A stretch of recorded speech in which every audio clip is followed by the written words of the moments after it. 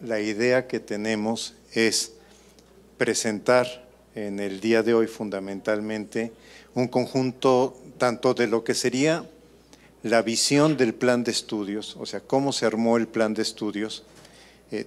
Todos los que hemos trabajado con planes de estudios sabemos que los planes de estudio, en todo plan de estudios hay procesos de negociación. No solamente por las reuniones, sino cada grupo, cada sector que va opinando sobre el plan de estudios va deseando que algún elemento que le parece importante esté en el plan de estudios. No hay plan de estudios que no sea objeto de negociación. En alguna reunión yo decía que también tengo la oportunidad de coordinar el posgrado de educación de la Autónoma de Tlaxcala. Y ahí hacemos reforma curricular. Hacer una reforma curricular cuando el plan de estudios tiene 12 profesores es muy distinto a hacer una reforma curricular cuando el plan de estudios es nacional. O sea, entre 12 profesores no digo que no haya diferencia, porque adentro de la misma academia hay diferencia de posiciones y de interpretaciones. Sin embargo, entre 12 es más fácil llegar a cierto acuerdo que cuando se trata de un plan nacional donde se va presentando en sucesivas reuniones con sucesivos grupos, etcétera. Sin embargo, yo creo que el plan de estudios tiene varios elementos que lo hacen, yo diría, necesario y pertinente. Quisiera decir en primer lugar por qué es necesario. El campo de la educación, como toda disciplina, está en plena evolución. Nada más la discusión didáctica por competencias es una discusión que no existía cuando se hicieron las anteriores reformas al plan de estudios. No existía en nuestro medio. Entonces, nada más el que haya habido una reforma en educación básica por competencias nos obliga a pensar, bueno, y el plan de estudios ahora, ¿cómo lo vamos a interpretar? Y esto considerando, por ejemplo, que en 1997 difícilmente hablábamos en evaluación de portafolios o de rúbricas, por decir alguna cuestión. Y así podríamos ir recorriendo en sociología, en historia de la educación, etcétera, y veríamos que las disciplinas evolucionaron. El plan de adecuar, reconstruir, reformar el plan de estudios es necesario. ¿Y por qué digo que pertinente? Porque yo creo que una idea que ha estado orientando el trabajo que hemos realizado es considerar al profesor como profesional del aprendizaje. O sea, yo creo que si esta reforma algo, de alguna manera, trata de ser identitario, es decirle al profesor, oye, el profesional eres tú. O sea, considerar en primer lugar a ustedes como profesionales del aprendizaje con sus alumnos. Por lo tanto, hacemos un plan de estudios que tiene orientaciones, pero les decimos, no sabemos cómo hay que trabajarlas con sus alumnos. No sabemos cómo hay que trabajarlas en la Huasteca, no sabemos cómo hay que trabajarla en una normal urbana, etcétera. Porque los que conocen, los que tienen la sensibilidad de qué potencial tiene cada grupo, qué condiciones socioeconómicas, culturales, etcétera. En mi tránsito por las normales, que no es muchísimo, me he encontrado instituciones de todo tipo. Me he encontrado instituciones en la sierra donde en este momento el internet no llega. Me he encontrado instituciones que tienen una infraestructura tecnológica bastante buena. Entonces, nada más desde ese rubro, desde ese aspecto, pensar que podemos nacionalmente decir es que esta materia se tiene que trabajar de esta forma es un tanto relativo. Porque los únicos que pueden decir cómo la van a trabajar son ustedes. Y consideramos que esto tiene que ver con una responsabilidad profesional. Un ejemplo que en general doy en mis conferencias es, si a mí me tienen que hacer una cirugía de corazón, Yo no le digo al cardiólogo, oiga, la técnica de incisión que usted va a utilizar es esta. El material que va a utilizar cuando llegue a suturar va a ser aquel. Porque el cardiólogo me diría, oye, ¿sabes qué? Eso no te toca a ti. Esas son mis decisiones profesionales. Tú decides si aceptas la cirugía, pero si aceptas la cirugía, lo profesional está en mis manos. Y yo creo que los profesores hemos perdido esta dimensión en nuestra tarea. O sea, hemos como dejado de lado que organizar las secuencias de aprendizaje con los alumnos es nuestra responsabilidad. Y que además tenemos que formar a nuestros alumnos en la normal para que asuman esa responsabilidad. Somos responsables del aprendizaje de nuestros estudiantes. Esta sería como la idea o una de las ideas que está orientando todo el trabajo, fundamentalmente el trabajo de esta línea. Lo que voy a presentar en este momento es algunos conceptos didácticos que hemos venido construyendo para la elaboración de programas por competencias. La verdad es, el tema competencias es un tema relativamente nuevo en educación. No es un tema que tenga un raigambre profundo en los trabajos educativos.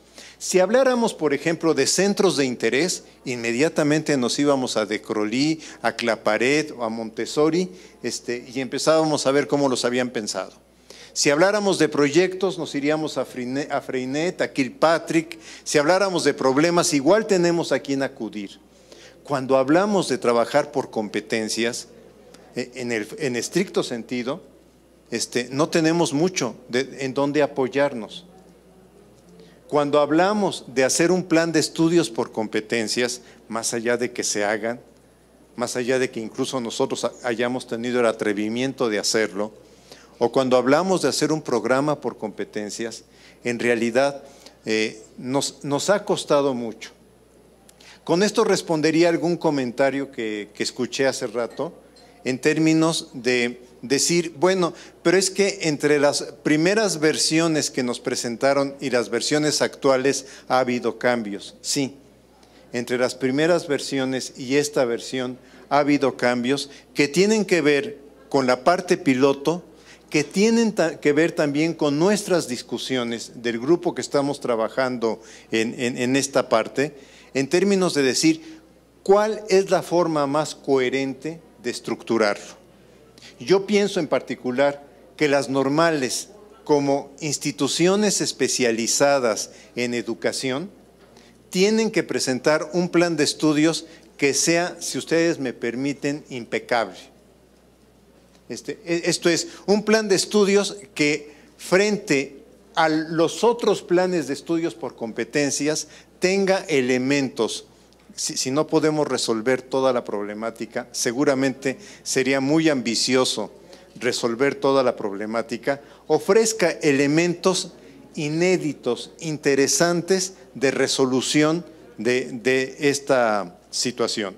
Entonces, yo diría también que esto estamos buscando en el taller, transmitirles cómo construimos y desde dónde construimos nuestra noción de competencia y la tradujimos a un programa de estudios y a las posibles actividades que consideramos que pueden realizar.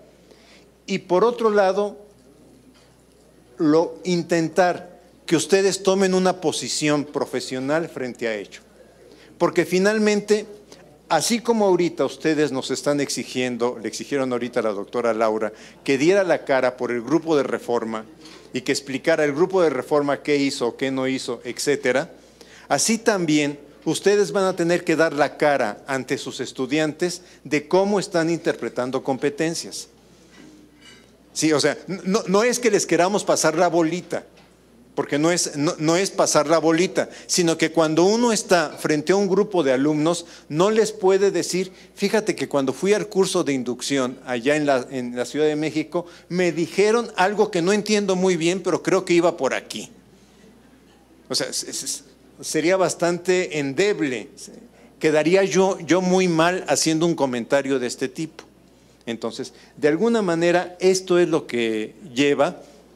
Voy a presentar más que el curso, porque no voy a presentar el curso, voy a presentar todavía el marco en el que hemos ido construyendo los 4 cursos de la línea pedagógica que tenemos. Esto es, tenemos ahorita los cursos de la línea pedagógica, los cursos del primero y segundo, del primer año, o sea, primero, segundo, tercero y cuarto semestre, para decirlo de esta manera. De alguna manera, esto lo comentó la doctora Laura, yo no lo voy a repetir, es nada más como una especie de decir, no nos estamos colocando el curso en la manga. O sea, no empezamos a discutir el tema panorama o el tema planeación o el tema adecuación curricular, no lo empezamos a discutir a ver qué se nos ocurría, sino siempre lo discutimos en función de en qué trayecto formativo se encuentra, en qué ámbito se encuentra, e incluso ahí le dimos una salida muy particular, por ejemplo, al tema de competencias de unidad. Esto lo vieron con la doctora Laura y en realidad yo trataría de conectarme más hacia, a partir de ello, cómo fuimos concibiendo el programa.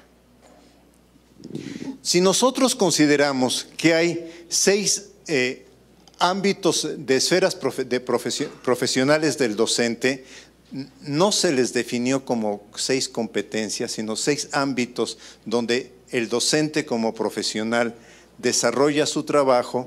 En cada ámbito se empezaron a construir competencias específicas. Aquí están solamente las competencias del primer ámbito, no están las competencias de los otros ámbitos. ¿Por qué las competencias del primer ámbito? Porque son las que más responden a los programas que estamos trabajando en este momento.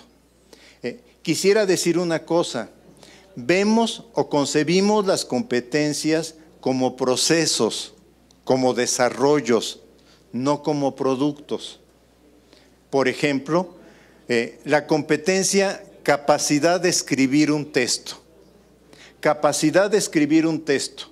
Yo lo encuentro en un niño de primero de primaria, en un niño de sexto de primaria, lo encuentro en un alumno que ingresa a la normal, en un alumno que egresa a la normal. Lo que yo tengo que diferenciar es el grado de complejidad con el cual esta capacidad se expresa. Esto es, un docente tiene como ámbito la planeación del aprendizaje, pero en su desempeño profesional va a tener que realizar diagnóstico de intereses, motivaciones y necesidades formativas de los alumnos. Cada vez más va a tener que desarrollar esta competencia. En algún momento le podrán decir, oye, es aplicar un pretest, es aplicar una pequeña prueba, es tener una entrevista informal con los alumnos, pero conforme uno va adquiriendo experiencia, muchos de los datos que va captando los primeros días de clase sirven para ir estructurando este grupo qué condiciones de trabajo tiene. Ayer una maestra de la UAM me decía, es que cuando entran los alumnos de este cuatrimestre, estos alumnos no pasaron el examen para el primer cuatrimestre y por lo tanto me llegan con menos conocimientos, con menos habilidades. Por otra parte, tuvieron 6 meses de que terminaron el bachillerato ahorita sin tener nada. O sea, los alumnos de más deficiencia, en vez de dar un curso remediar, se les deja de vagos, digamos. Cuando quieren retornar a la escuela, la deficiencia se hizo más deficiente. ¿Sí? Entonces, dice, yo voy detectando que no pueden hacer un resumen, yo voy detectando que cuando yo les digo, busca la idea principal en una lectura, no tienen la idea principal, etcétera. O sea, los profesores conforme vamos trabajando, vamos teniendo esta habilidad de hacer este diagnóstico y así podríamos ir recorriendo todas estas. No es necesario que las copien, lo vamos a dejar acá para que ustedes puedan tener el documento. Y los trayectos curriculares fueron concebidos como espacios articulados donde hay contenidos similares, metodologías. O sea, ¿por qué hablamos de psicopedagógico? Si bien, y ustedes lo van a ver con los compañeros profesores que estén llevando la parte de propiamente los cursos psicológicos, psicología infantil, ahorita bases psicológicas del aprendizaje, van a ver que el enfoque, la forma de trabajar tiene que ver más con la disciplina psicológica, pero tampoco es tan distante como, por ejemplo, los cursos que tienen que ver con los saberes profesionales, como los de matemáticas o los de ciencias. Entonces, hay una cierta similitud y hay una cierta identidad en el campo científico en el que pertenecen.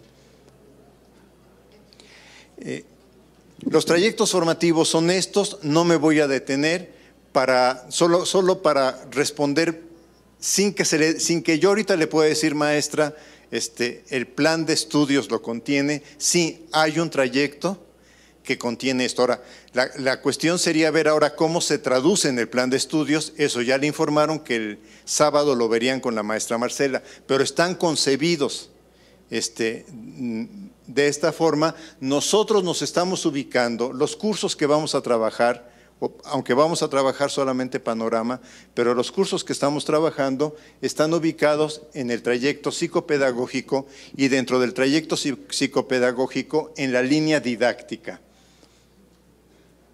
Lo del mapa ya no lo eliminé, no me di cuenta que estaba en la otra. Entonces, ya pasaría a lo formal.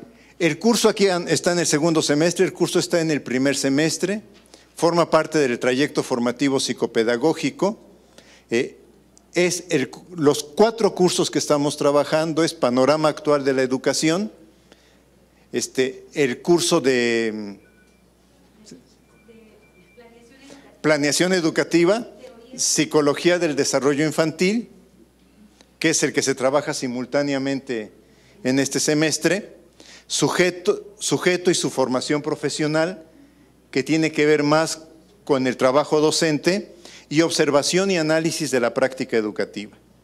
Estamos intentando, hemos hablado con quien se responsabiliza de este curso, que haya alguna articulación entre las actividades que se realizan en observación y análisis y lo que se realiza en el curso Panorama Actual de la Educación.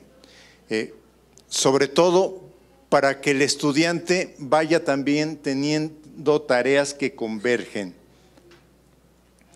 Estos serían los cursos del segundo semestre: Bases psicológicas del aprendizaje, Desarrollo de pensamiento, lenguaje en la infancia, y sigue el de observación.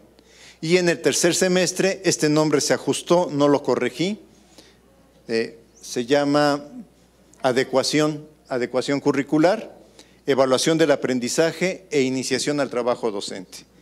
Con esto tendríamos de alguna manera la idea de que es un curso con el que inicia el estudiante su formación, pero que tiene también, o que va dando elementos para los cursos posteriores. O sea, algo que estamos buscando es decir, el plan de estudios articula saberes. Entonces, empieza con unos saberes y estos saberes, por lo menos en la línea didáctica, estos saberes son retomados en los cursos siguientes. Esto también de alguna forma ya lo dije, las 3 cuestiones. Algo que para nosotros es muy importante es la de en medio, reconocer su papel en la construcción de situaciones didácticas. Estamos trabajando en un enfoque centrado en el aprendizaje, y yo creo que otros supuestos que están orientando el trabajo que realizamos es lo que llamamos una didáctica de la integración de saberes y realidad. Probablemente esta es la modificación más grande que estamos haciendo. Me parece a mí incluso la modificación más relevante que estamos ofreciendo. Estamos como intentando entender que si las competencias, si un concepto de competencias implica que el sujeto pueda resolver problemas de la realidad, que el sujeto pueda trabajar con situaciones inéditas, la única manera que tenemos es de descomponer el trabajo en el aula para que lo que hacemos en el aula empiece con la realidad. Nos ha costado trabajo. Yo les podría decir que donde yo me siento más satisfecho, no tiene que ver con este curso, pero donde yo me siento más satisfecho es en el curso de teoría pedagógica. Porque en el curso de teoría pedagógica decíamos, ¿y cómo empezamos con la realidad en el curso de teoría pedagógica? Los que llevamos teoría pedagógica, sea en las normales o sea en las licenciaturas universitarias, siempre nos decían, a ver, vean el pensamiento de los antiguos griegos, ¿no? Sócrates, Platón, etcétera. Vean el pensamiento de los padres del medievo, San Agustín, Santo Tomás, etcétera. Vean el pensamiento de la Ilustración. O sea, siempre era, vean el pensamiento, y yo no decía, bueno, ¿y eso para qué me sirve ahorita? Y entonces, en esta idea de decir, trabajemos la realidad, de repente se nos ocurre, ¿por qué un estudiante de la escuela normal no puede leer el acuerdo México-OCDE para mejorar la calidad de la educación? El acuerdo 2010 México-OCDE, que se encuentra en internet y que son aproximadamente 12 cuartillas, donde dice que hay que evaluar a los maestros, que hay que evaluar a los alumnos, donde habla de que el trabajo educativo debe ser productivo, etcétera. Y entonces que empieza a sacar qué categorías del trabajo docente hay en el acuerdo México-OCDE. Va a llegar al final que hay una visión productivista, neoliberal de la educación, que no es casual. Y entonces sí, que compare ese discurso con un discurso de Steiner, el educador nato, o de Spranger, y que vaya viendo por qué discursos tan distintos sobre el mismo sujeto, para que vea que hay teorías atrás y que las teorías actúan, o sea, que las teorías se expresan en la realidad. Eso es lo que estamos buscando. En ese sentido, tomamos de Roeger este modelo. Roeger lo van a encontrar en los materiales con que estamos trabajando en el… O sea, van a encontrar una liga a un documento de Roeger, donde está este cuadrito, y que Roeger escribe, se llama algo así como las competencias en la reforma curricular. Roeger es un profesor de Bélgica que ha trabajado mucho el tema en su país. Nos pareció una visión interesante. Roeger plantea que en el trabajo educativo debemos de partir de una situación, de un tema real. Lo mismo estamos haciendo en el curso de Panorama. O sea, decíamos, panorama de la educación, pero el estudiante de normal, ¿qué panorama de la educación tiene? Pues el panorama que tiene es la escuela a la que va a hacer observaciones. Y entonces van ustedes a ver cómo pensamos que desde la escuela, que es objeto de observación, se pueda preguntar cómo funciona, cuál es su normatividad, si está en la estructura estatal, federal, cuáles son las reglas internas que tiene, y desde ahí ir reconstruyendo el sistema educativo, desde la escuela. Y entonces eso tiene una ventaja, por ejemplo, si la escuela es una escuela en una comunidad monolingüe, en el sentido de no ser una comunidad de habla castellana, el alumno hará la reconstrucción desde esa escuela, o desde una escuela rural, o desde una escuela indígena, o desde una escuela urbana. Tiene más sentido. La verdad es que en los talleres de retroalimentación que hemos tenido sobre esta forma de trabajar, los maestros en los talleres nos han expresado, los alumnos le encuentran una manera diferente a las lecturas que hacen, porque encuentran que las lecturas tienen sentido porque aclaran algo de lo que están observando. Entonces, el modelo didáctico, yo diría, es situación, recursos. Por recursos entendemos muchas cosas, ¿eh?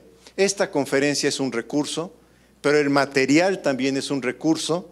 Pero cuando el alumno le pedimos que vaya y haga una entrevista al director o al supervisor es un recurso porque también le da información. Entonces, lo que estamos de alguna manera intentando es ampliar, como lo hace el debate de competencias, para no decir bibliografía. Incluso material de YouTube es un recurso con el cual los alumnos pueden de alguna manera estar trabajando para regresar a la situación, regresar otra vez apoyo a recursos y seguir en esta dinámica permanente. Esa es como la organización. Y en este sentido trabajamos a través de proyectos, de situaciones, problemas vinculados con la vida cotidiana y vinculados al campo de la educación. Yo diría que eso ha sido como el cambio más importante que estamos proponiendo en el programa. Porque esto ustedes van a ver que después articula tanto la evaluación del curso, o sea, el trabajo de evaluación que le pedimos al alumno, como también nos permite articular o graduar las actividades de aprendizaje que le vamos a ir pidiendo que haga durante cada etapa del curso. Gracias, Laura. Entonces, vemos la competencia como desarrollo, insisto. Hay mucha literatura. En México el gran error ha sido ver la competencia como logro. Incluso, yo lo voy a decir en voz muy bajita para que no se me oiga muy fuerte, pero cuando en la reforma de primaria habla de aprendizajes esperados, lo que está planteando es un logro. Y si ustedes recuerdan, la pedagogía de logros es la pedagogía basada en la psicología conductual. Porque la visión socioconstructivista para nada plantea el tema del logro. Plantea más bien la cuestión de un desarrollo. Ahí los invitaría a que leyeran un artículo que tengo en la revista RIES, Revista Iberoamericana de Educación Superior, sobre competencias, donde estoy trabajando cómo en este momento hay escuelas de pensamiento en competencias, hay una escuela conductual, hay una escuela laboral, hay una escuela funcional, hay una escuela socioconstructivista y también hay una escuela pedagógica. Y entonces, así como hace mucho tiempo decíamos, bueno, ¿dónde quieres ubicar el trabajo que estás realizando en el aula? Nosotros diríamos, lo estamos concibiendo en una visión de desarrollo de competencias desde una perspectiva pedagógico-socioconstructivista. Y cercano al movimiento que se llama nueva didáctica. No didáctica de la escuela nueva. Si ustedes recuerdan, en 1972, Snyder, en Pedagogía Progresista, decía que en México se conoció más el libro de Palacios que el de Snyder. El de Palacios, la cuestión escolar. Creo que Palacios pierde una tesis de Snyder que para mí es más importante. Y Snyder dice, es que en los modelos de didáctica estamos o entre la escuela tradicional, donde el maestro hace todo, donde los contenidos son importantes, o la escuela activa, donde dice no, el maestro no, el alumno, el interés del alumno, el contenido no, todo actividad espontánea. Y Snyder dice, es que las dos son importantes. ¿Por qué vamos a decir que el maestro no es importante? Yo en este momento les estoy transmitiendo también una síntesis de conocimientos que he ido armando a lo largo de mi vida profesional. O sea, la voz del maestro es importante, pero no significa que su experiencia, sus inquietudes, los trabajos que van a realizar no sean importantes. Entonces Snyder ha construido la idea de decir, vayamos hacia una didáctica de síntesis, una didáctica que acepte al mismo tiempo al maestro y al interés del alumno, al contenido y a la actividad espontánea. ¿Sí? Y esto es lo que el movimiento Nueva Didáctica intenta realizar. Y el movimiento Nueva Evaluación, que los constructivistas llaman evaluación auténtica, sí conocemos algo de él, porque han oído hablar de portafolio, han oído hablar de rúbrica. El movimiento Nueva Evaluación engloba la perspectiva socioconstructivista y lo que plantea es, para evaluar hay que colocar un problema. Hay que colocar un problema, sea un problema construido o sea un problema que podamos realmente tomar de la realidad. Pero hay que tener un problema. Porque lo que estamos buscando ahora no es que el estudiante repita la información, sino estamos buscando que pueda utilizar la información en la resolución de problemas. En la vida profesional, ustedes y yo llegamos a nuestra casa y leemos algo cuando consideramos que no lo tenemos suficientemente estructurado. En la vida profesional no siempre tengo la respuesta. A veces lo que me llevo es la pregunta y lo voy a leer para clarificármela. Lo importante es que sepa encontrar dónde leerlo. En este sentido, estamos tomando el debate francófono sobre competencias, en eso sí queremos ser claros. No estamos tomando otros debates, sino el francófono. Fundamentalmente, yo creo que este autor lo conocen, Perrenot, yo creo que es un autor que conocen. No sé si conozcan su libro más relevante en competencias, Construir competencias desde la escuela. Murieux es un autor que casi no se conoce en México, más allá de que tiene cerca de 8 libros traducidos. Un libro que seguramente debería de estar en todas las escuelas normales es Carta, no cartas, Carta a un joven profesor, donde Murieux, al profesor que inicia, Murieux trabaja en la Normal Superior de París, al profesor que inicia le empieza a dar mensajes de cómo debe trabajar con los estudiantes, a qué se va a enfrentar, cómo debe organizar su trabajo educativo, etcétera. Realmente es un libro excelente desde mi punto de vista, pero tiene también aprender sí, pero cómo, la escuela hoy, los deberes en casa, algo que suena muy retador, Frankenstein educador. O sea, realmente es una corriente de pensamiento Murieux que vale la pena trabajar. Y Tardif, en Tardif probablemente uno de los libros que habría que reivindicar también en las escuelas normales es Los saberes del docente, de Narcea. Este libro de Tardif, Los saberes del docente, plantea por qué el docente construye sus saberes desde conceptos, pero también los construye desde la práctica. Porque la práctica nos obliga a pensar, nos obliga a reestructurar lo que estamos teniendo en la parte conceptual. Armar una tensión, esta idea es de Murieux, entre obstinación didáctica y tolerancia pedagógica. ¿Por qué Murieux construye esta idea? Porque Murieux dice, un profesor debe de tener siempre, ser un obstinado didáctica. ¿Qué quiere decir con ser un obstinado? Dice, por todas las formas hay que buscar que los alumnos tengan condiciones para aprender. No sé si recuerdan aquello del viejo comenio, por todos los medios hay que encender en los niños el deseo de aprender. Es textual de Comenio. Por todos los medios hay que... Bueno, Murieux lo que trabaja es que cuando un alumno muestra que está aburrido, que no le interesa, que no le entiende, ese es un reto para el profesor. Y el profesor debe ser obstinado para pensar, con Juan, ¿qué tengo que hacer? Con Juan, ¿qué estrategia tengo que armar? Y la otra idea de obstinación didáctica, que a mí me parece fabulosa, es darse cuenta que nunca acabamos de inventar situaciones didácticas, que somos inventores permanentes, que siempre estamos en la posibilidad de idear una situación que no habíamos concebido.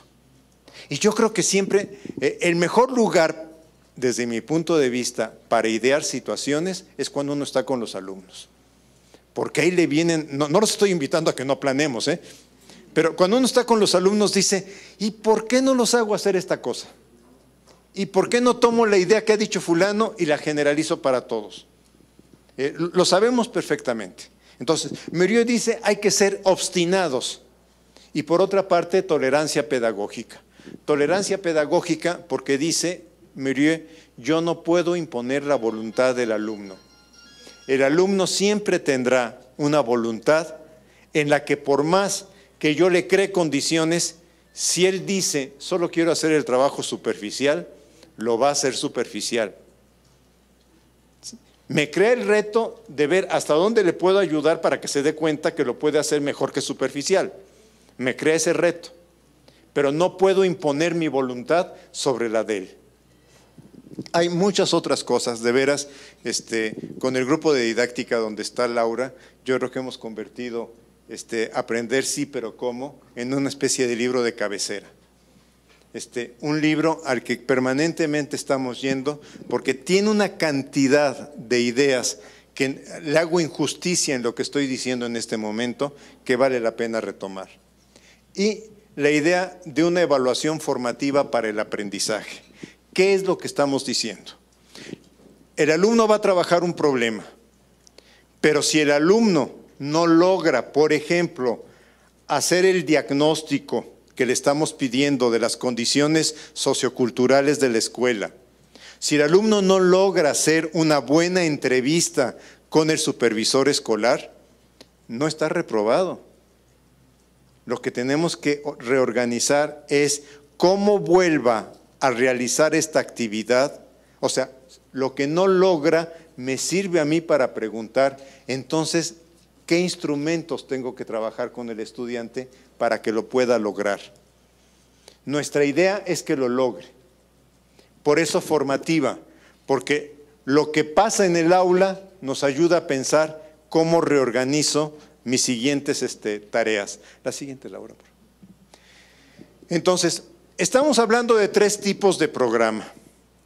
En esta idea de que vemos el programa como una responsabilidad profesional docente. Tomamos esto de Royer. La búsqueda de sentido concierne a todo lo que nos lleva a preguntar por qué se hace lo que se hace.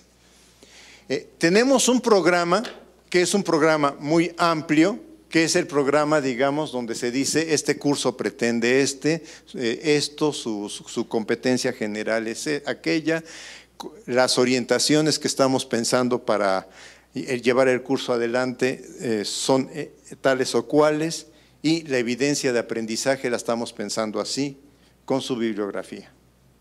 Después lo desagregamos en unidades. Esto va a aparecer como un solo curso. Ahorita aparece en la página de la DGESPE como dos programas, va a aparecer como un solo programa.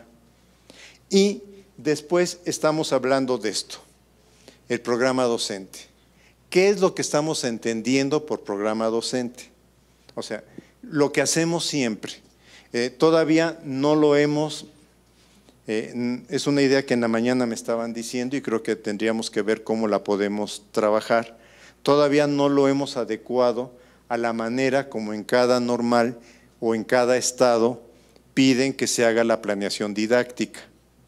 Pero la idea sería acercar, o sea, entender por programa docente la forma como tenemos que hacer nuestra planeación didáctica.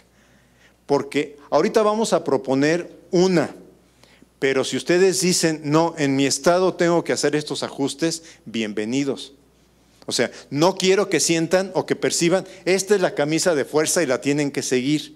Lo que queremos reivindicar es que una vez que los especialistas, porque hasta aquí llegan los especialistas, y los especialistas tenemos una ventaja y una gran limitación. Una ventaja es nos podemos sentar, discutir un ratote enorme, podemos ver todo el plan de estudios, etcétera. O sea, tenemos esa ventaja. Tenemos una gran desventaja. No conocemos todas las escuelas normales del país. No conocemos todas las realidades educativas del país.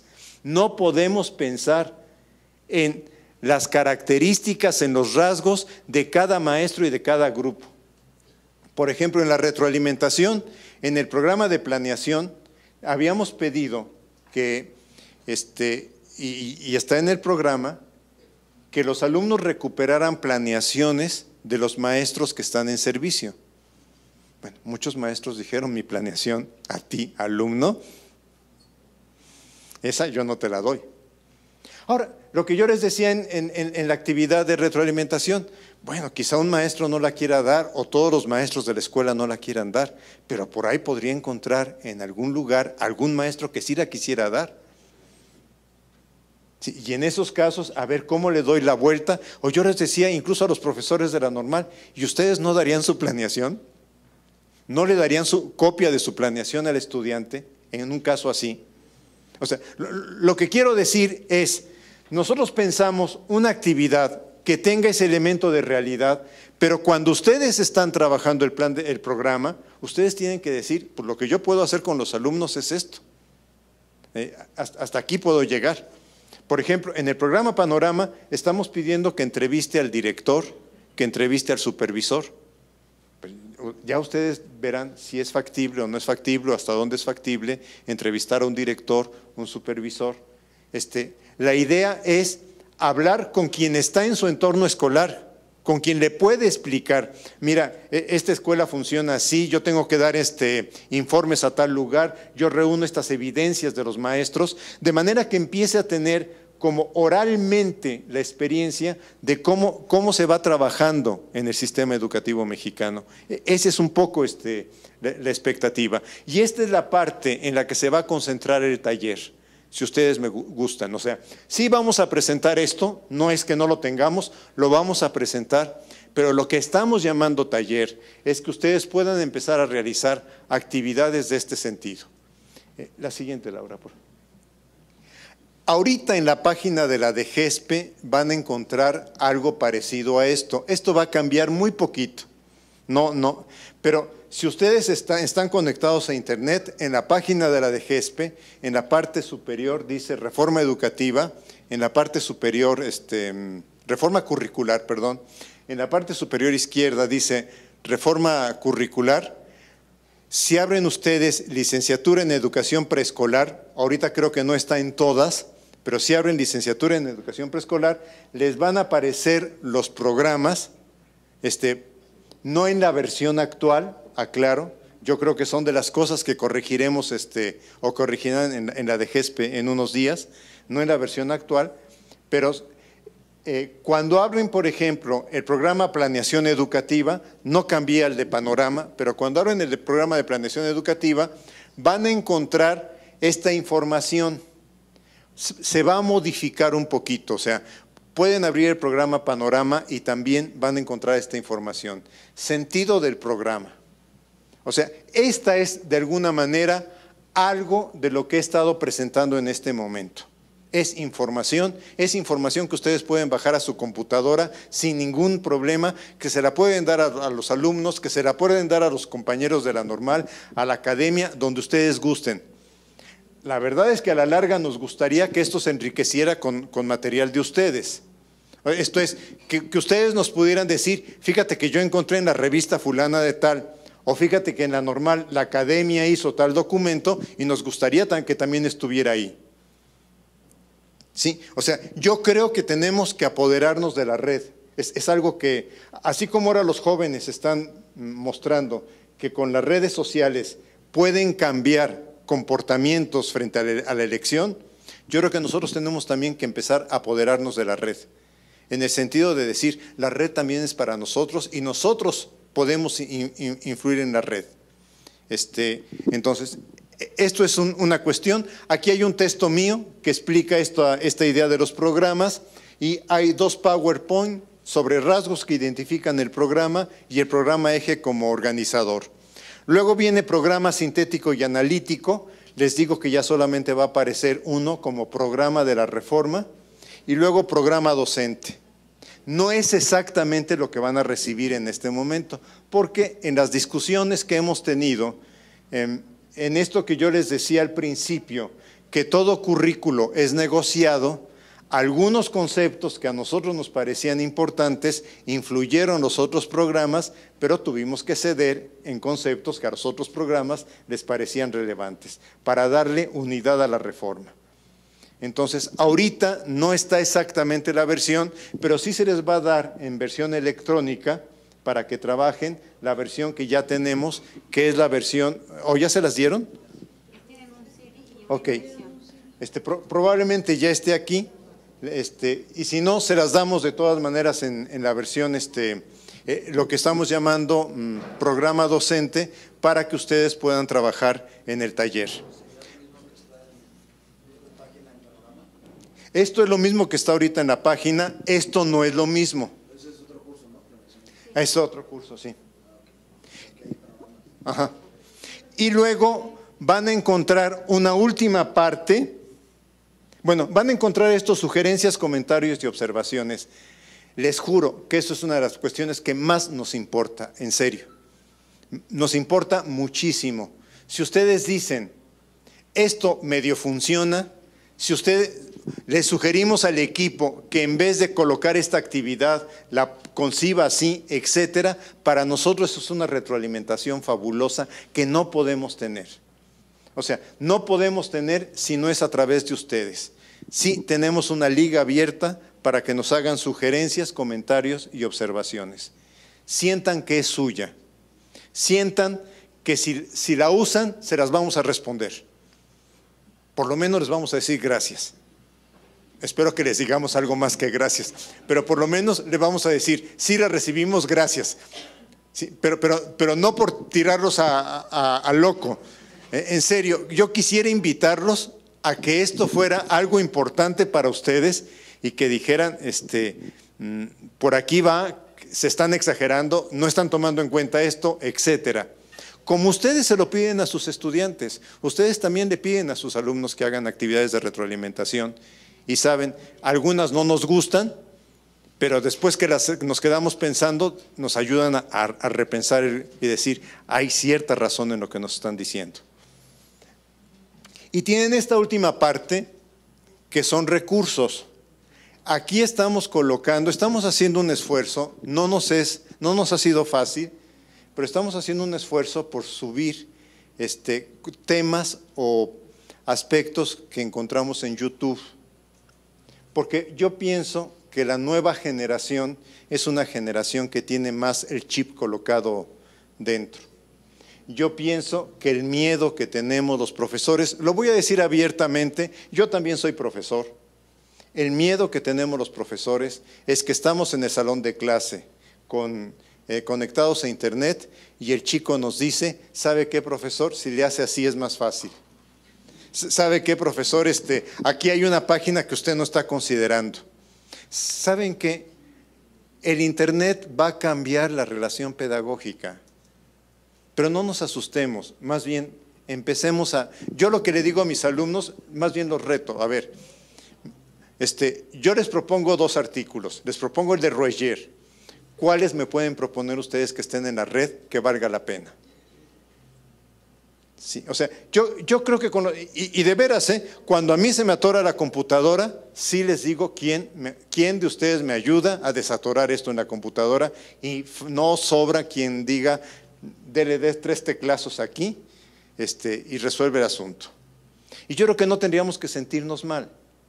Son habilidades que a nuestra generación no les tocó y que a la generación de ellos les parece totalmente natural.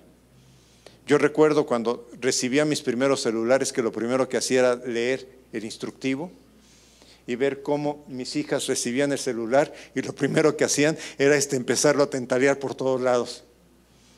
Y esa es una realidad. O sea, uno considera que si no lee el instructivo no va a entender cómo funciona el aparatito. Y un muchacho considera que si no lo manipula, no lo va a resolver.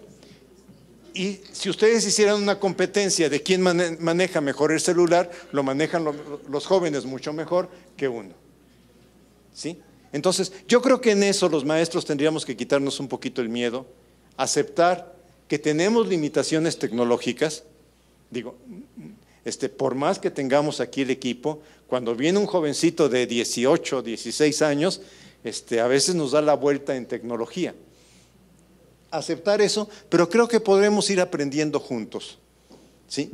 La idea también es que este repositorio Yo no sé si aquí dé la página de la DGESPE, pero lo que yo estaría pensando es que las escuelas normales empezaran a tener un repositorio de documentos digitales, de manera que se vayan incorporando las nuevas tecnologías en lo que se denomina actualmente ambientes híbridos, o sea, ambientes donde está el profesor y donde está la nueva tecnología.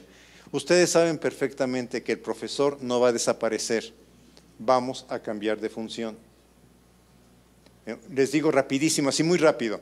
En la universidad medieval, en el siglo XII, había un método de enseñanza que era la lectura comentada. ¿Por qué había lectura comentada en la universidad medieval? Porque solo había un manuscrito. Entonces, cuando hay un solo manuscrito, alguien lo tiene que leer en voz alta y los demás comentarlo. Cuando aparece la imprenta, a fines del siglo XV, tenemos que esperar casi 2 siglos a que un comenio hable de enseñanza simultánea, que cada niño tenga un libro. Y es un cambio tecnológico en la educación.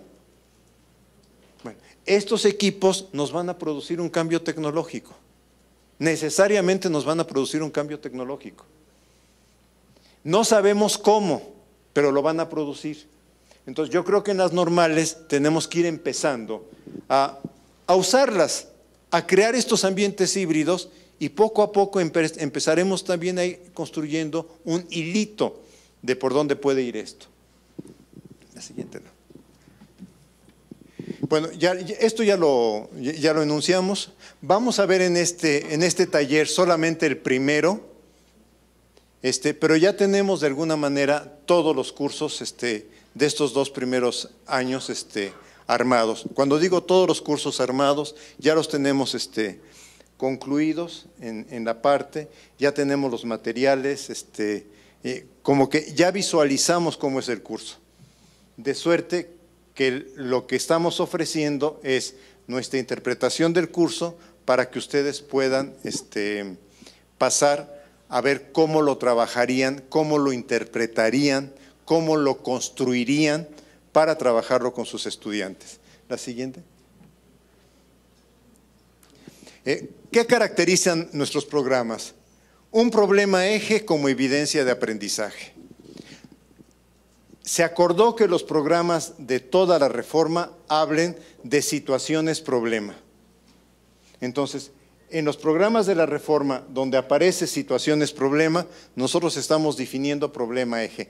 ¿Por qué problema eje? Porque estamos pensando que todo el curso se desarrolle en torno a un problema. Sí, que el problema sea ese punto. Si recuerdan la gráfica de Roger, situación, recursos, si recuerdan esa gráfica, que el problema eje sea el punto en el que es la situación, se van los recursos, se regresa, se va, se regresa. Estamos pensando esa estructura. Concebimos saberes básicos porque este también es un elemento clarísimo en el debate francófono de competencias. No hay competencia donde no hay saber. Pensamos que un profesional tiene que tener saberes. Recursos a movilizar como saberes, habilidades, actitudes, organizados por familias de saber y de saber hacer necesarios. Entonces, donde tradicionalmente, esto así se quedó para los programas generales de la reforma, se quedó un rubro que dice contenidos. Donde el rubro, donde en los programas de la reforma dice contenidos de la normal, nosotros estamos poniendo familia de saberes y saberes hacer necesarios, porque nos parece que es más pertinente, lo estamos tomando directamente de Roger, lo estamos tomando de Perrenot, lo estamos tomando de Roger, Perrenot, de Tardif.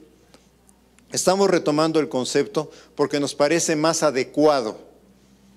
Pero para no contradecir lo que se está haciendo a nivel general, aparece contenido y luego ustedes cuando buscan qué contenido es, aparece saberes y saberes hacer. Entendiendo que los saberes apuntan más a conocimientos o a cuestiones cognitivas y saberes hacer a habilidades cognitivas, a capacidades, a destrezas que tiene que ir desarrollando en la competencia. Tenemos situaciones didácticas sugeridas. Yo enfatizaría esto, sugeridas. No son situaciones didácticas que puedan llevar a la práctica así, sino que ustedes tienen la necesidad de rearmar. Tenemos el tema de evidencias. El problema eje lo subdividimos en etapas y entonces estamos pensando que en la primera unidad el estudiante presenta una etapa del problema eje y en la segunda unidad otra etapa del problema eje, de manera que el estudiante también va trabajando en función de algo que va a integrar al final. Evidentemente que esto obligaría a pensar en un portafolio de evidencias o en un sistema de rúbricas. Ahí les vamos a dar opciones para que ustedes armen lo que consideren adecuado. Y recursos sugeridos, bibliográficos, digitales, etcétera. Ojo, están también sugeridos. Nos pasó en el pilotaje que nos decían, es que son muchas lecturas. No, es que no estamos diciendo que haga todas las lecturas. En ningún momento estamos pensando que haga en las horas que tiene el programa esas lecturas. Estamos pensando que el profesor elija de esas lecturas o de otras las que considere que apoyan la situación que el estudiante está enfrentando. ¿Sí? En esto sí también quisiera ser como muy enfático. No es un curso que diga, tienen que leer todo esto. Sí pensamos que tiene que tener saberes, sí pensamos que tiene que tener algunas lecturas, pero cada uno de ustedes tendrá que decidir cuáles considera más pertinente para el trabajo con los estudiantes. Más o menos así está el programa. Quizá los que abrieron versiones en Internet, fíjense cómo el Internet está cambiando la visión del trabajo en el aula. A mí me pasa con mis estudiantes que de repente uno dice, es que no me está atendiendo a su computadora, pero no me está atendiendo a mí. Lo que pasa es que estamos acostumbrados en el aula a un pensamiento convergente. O sea, todos me tienen que atender, todos que tienen que estar siguiendo lo que yo estoy diciendo. Yo ayer estaba en una sesión donde estábamos discutiendo en la universidad el uso de nuevas tecnologías, y yo no estaba de acuerdo con alguno de los conceptos que estaban expresando. Abrí mi computadora y como era una sesión de bachillerato, yo coloqué en mi buscador resolución de ecuaciones de primer grado. Ustedes se imaginarán que inmediatamente el buscador me rebotó una cantidad de ligas a resolución de ecuaciones.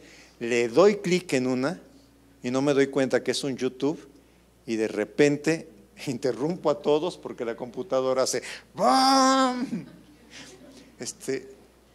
Al final yo les dije, miren, lo único que yo quería mostrar, pero pues yo no percibí el ruido, pero lo único que yo quería mostrar es que no pueden pensar ustedes que van a construir un ambiente cerrado, que cuando ustedes abren un tema, los estudiantes, si tienen internet, van a empezar a abrir el tema desde donde ellos consideren.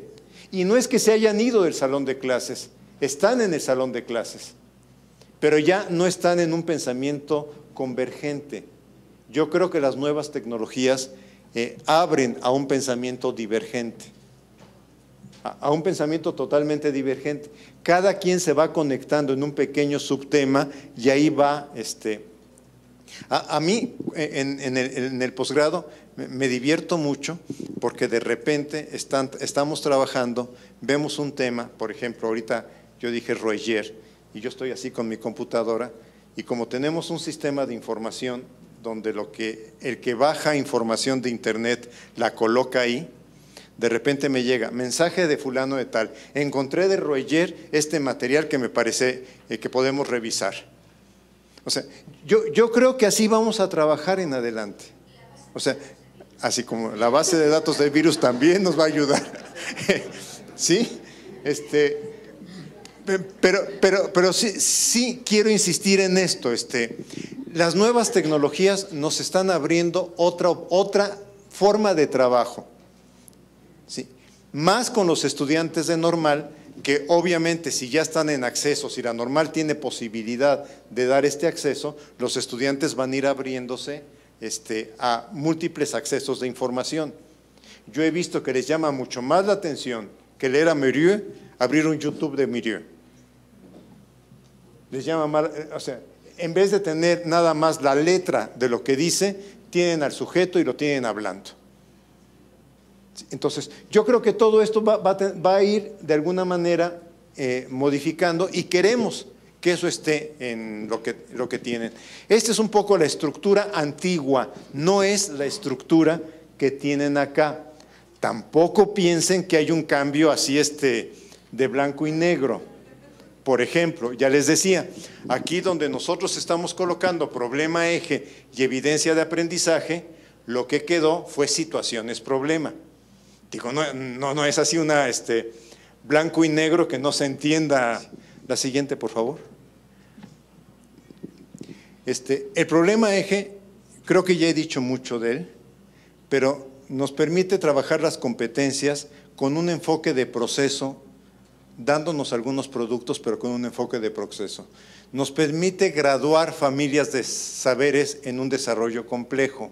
Esto es, por ejemplo, en Panorama, en la primera unidad, es que el alumno vaya y haga alguna detección de condiciones socioeconómicas que están en torno de la escuela. Sí, que pueda entender esta escuela donde se ubica. En otro momento tendrá que ir a hablar con el director o ir a hablar con el supervisor para entender cómo se organiza esa escuela, de quién depende, de dónde recibe instrucciones, etcétera. Es ir graduando.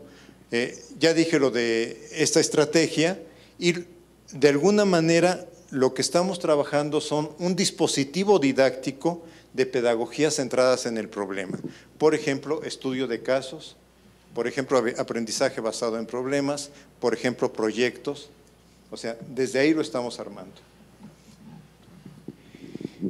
Una vez que tenemos el problema eje, que en el caso de Panorama, lo que enuncio así muy rápido es hacer un diagnóstico de una escuela donde está realizando su observación, para que desde ese diagnóstico pueda empezar a preguntarse cómo está organizado el sistema educativo, qué normas tiene, etcétera.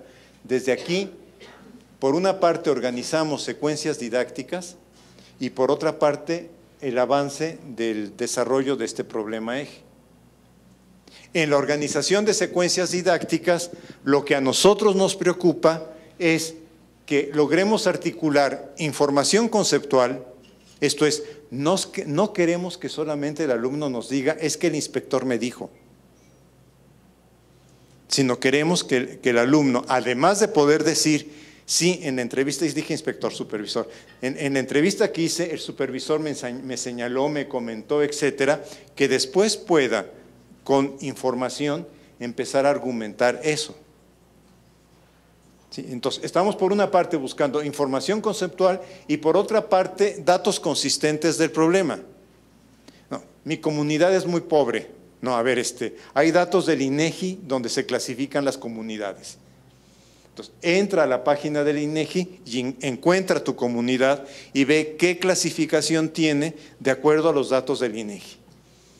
No nos va a hacer un trabajo profesional, en primer semestre no nos va a hacer un trabajo para presentárselo al señor secretario, ni estamos buscando eso. Lo que estamos buscando es que su sistema de aprendizaje esté articulado a la realidad. Y por otra parte, nos permite concebir una evidencia global. La evidencia global es el problema eje. Dar lineamientos del portafolio para cada etapa, o sea, decirle al estudiante al terminar la primera unidad, estamos esperando que tú puedas entregarnos un documento que tenga estas características y vamos a valorar en este documento esto. Aquí dice diferenciar individual y grupal. ¿Pueden ir a entrevistar al supervisor 3 o 4? Por supuesto que pueden. Pueden hacer el reporte los 4 de esa entrevista y entonces yo después tendría que decir, bueno, ¿y cuál es la parte individual de lo que están presentando como grupal? Sí, para que no haya uno que solamente vaya como IBM, ¿no? IBM por los refrescos, IBM por las tortas o por los… Sí, entonces para que de alguna manera todos muestren alguna responsabilidad en el trabajo. La siguiente. Y esto significa, y con eso termino, que estamos modificando el modelo de planeación. El modelo de planeación por competencias, yo no sé si han visto los cuadritos, pero es planear, determinar evidencias y construir actividades. Antes nos habían enseñado planear, realizar y evaluar. Yo creo que hoy tenemos que llegar a un modelo dinámico, donde planeamos, y planear significa que determinamos competencias con grado de complejidad creciente, saberes y saberes hacer, procedimientos y situaciones contextuales. O sea, esto lo hacemos en la etapa de planeación, pero esto por una parte. Con eso construyo estrategias didácticas y simultáneamente construyo estrategias de evaluación. Pero cuando están las estrategias didácticas, si los alumnos se emocionan, si los alumnos no pueden, si los alumnos muestran que no encuentran la información que uno les pidió, etcétera, las estrategias didácticas me retroalimentan lo que está pasando, se me convierte en evaluación formativa para repensar la estrategia didáctica. O los resultados, cuando yo leo, esto es lo que hicieron en la primera unidad, me permite pensar, entonces yo tengo que modificar mis actividades porque no me están entendiendo. O entonces yo tengo que reorientar las actividades en este sentido. Por eso hablo de un modelo dinámico. Y lo que acontece aquí me vuelve a retroalimentar mi planeación. De suerte que cuando yo vuelvo a pensar cómo planear este curso, tengo elementos para decir, esto funciona mejor que aquello. Bueno, con esto termino.